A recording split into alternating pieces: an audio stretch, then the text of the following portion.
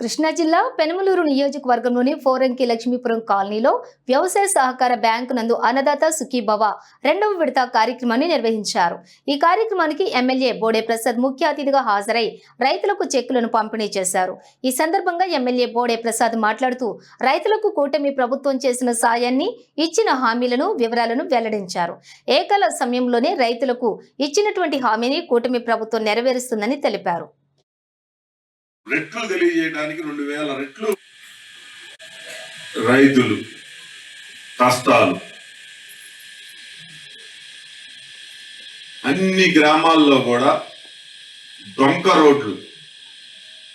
నేను కూడా చెప్పాను మీకు 40 సంవత్సరాల క్రితం మాది తుమ్మల గుంట డొంక, నిడమానూరు రోడ్డు కూడా డొంక. అక్కడి నుంచి నడుచుకుంటా మా చేను దగ్గరికి వెళ్ళేసరికి ఒక 10 ముళ్ళు దిగాయి తుమ్మలు. మళ్ళీ ఆ బురదలోనే ఇంటికి వచ్చేసి అవన్నీ ముళ్ళన్నీ కూడా తీసుకునేవాళ్ళం.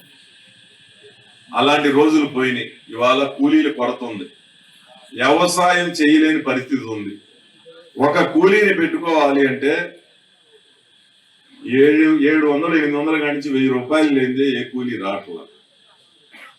నా రిక్వెస్ట్ ఏమంటే రైతులందరికీ మినిస్టర్ సార్ చెప్పినట్టు లాస్ట్ ఇయర్ ఈ నాటికి 2000 మెట్రిక్ టన్నులు మాత్రమే ప్రొక్యూర్ చేశాము. ఈసారి దాదాపు 20 టైమ్స్ ప్రొక్యూర్మెంట్ పెరిగింది. యాక్చువల్లీ రైతులకు ఎటువంటి ఇబ్బంది లేకుండా ఉండడానికి మనం ఆల్రెడీ వెహికల్స్ అన్ని కూడాను ట్యాగ్ చేసి పెట్టాము. గన్నీస్ కూడాను మంచి క్వాలిటీ ఉన్న గన్నీస్ ని కూడాను అన్ని RSKలో పొజిషన్ చేసి పెట్టాము. యాక్చువల్లీ అందరూ కూడా సంసిద్ధంగా ఉన్నాము.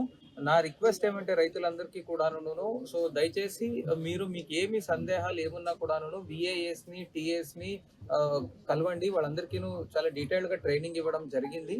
అంతేకాకుండా ఎక్కడా కూడాను